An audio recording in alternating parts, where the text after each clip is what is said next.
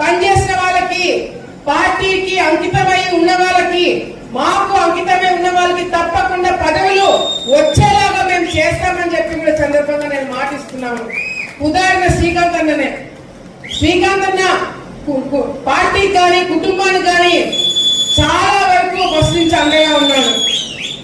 నేను లోకేష్ దగ్గరికి శ్రీకాంత్ అన్నని తీసుకుపోయి ఫస్ట్ నుంచి అన్న చేసినవన్నీ కూడా ఒక ప్రొఫైల్ తీసుకుపోయి లోకేష్ అన్నకి ఇచ్చినాం, చంద్రబాబు నాయుడు గారికి ఇచ్చినాం. కానీ అదే మండలం నుంచి ముక్కు ముఖం తెలియని వాడు ఎవడైనా వెళ్ళి పదవి కావాలని చెప్పి మాకు తెలియకుండా తీసుకుంటే మాత్రము ఆలగడ్డ నియోజకవర్గంలో అడుగు కూడా పెట్టనివ్వమని చెప్పి సందర్భంగా తెలియజేస్తున్నాం.